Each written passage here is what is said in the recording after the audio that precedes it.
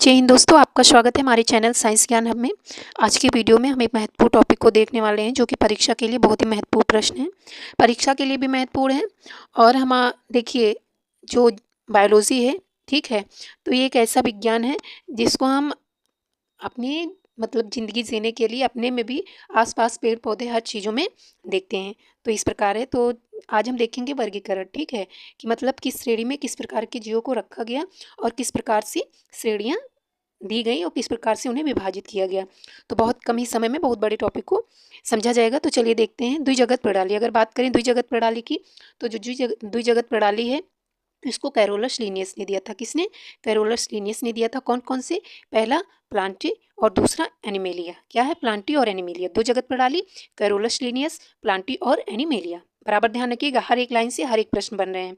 तो इसमें क्या हुआ कि इन्होंने प्लांट और एनिमल को बांट दिया, लेकिन कुछ जंतु ऐसे भी पाए गए जो जिसमें क्या था, पौधों के भी लक्षण थे, यानी प्लांट के भी थे और एनिमल के भी थे। अब उनको भी आगे, क्योंकि उनको अलग करने में दिक्कत हो रही थी ना। जैसे कि आपका यूग्लिना की बात कर लिया जाए, तो यूग्लिना ऐसा है कि उसको हम जंतु और पादप के बीच की कड़ी बोलते हैं, ठीक है। तो चलिए फिर क्या आता है, त्रिजगत प्रणाली आती है। तो जो त्रिजगत प्रणाली थी, तो त्रिजगत प्रणाली को अर्नेस्ट हेकल ने दिया था। किसने दिया था? अर्नेस्ट हेकल ने दिया। ये आए तो इन्होंने प्रोटिस्टा, एनिमेलिया और प्लांटी तीन जगत दिया। कौन कौन से? प्रोटिस्टा, एनिमेलिया और प्लांटी। किसने दिया? अर्नेस्ट हेकल ने। इसमें भी दोष आए। क्या आया कि प्रोटिस्टा आया, ठीक है। तो प्रोटिस्टा में कैसे होते हैं, जिसमें क्या होता है, मतलब जो सेल्स होते हैं वो केंद्रक विकसित होते हैं, यानी यूकारियोटिक होते हैं। लेकिन कुछ ऐसे पाए गए, ठीक है, जो क्या थे, प्रोकारियोटिक थे, जिसमें किसी भी सेल्स ऑर्गेनल्स का सही से डेवलपमेंट नहीं हुआ है, ठीक है, उनका सही से विकास नहीं है।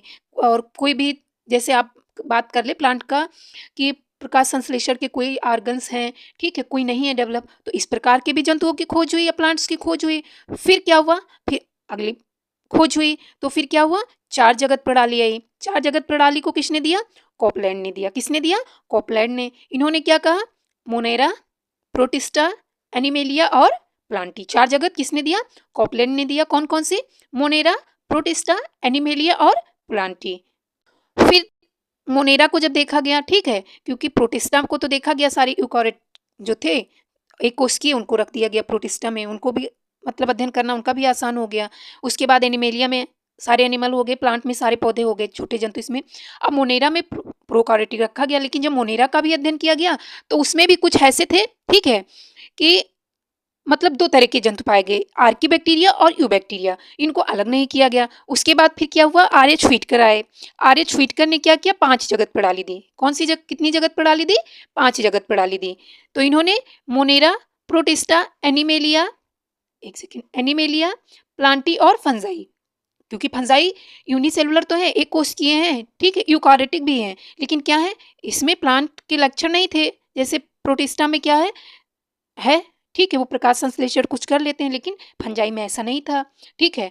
तो फिर आगे पांच जगत प्रणाली किसने दी? आर.एच. व्हिटकर ने दिया। ये बहुत महत्वपूर्ण है, ध्यान रखिएगा, क्योंकि हर परीक्षा में लगभग इससे एक तो ये द्विजगत की और एक पांच जगत प्रणाली, ये पूछा ही जाता है।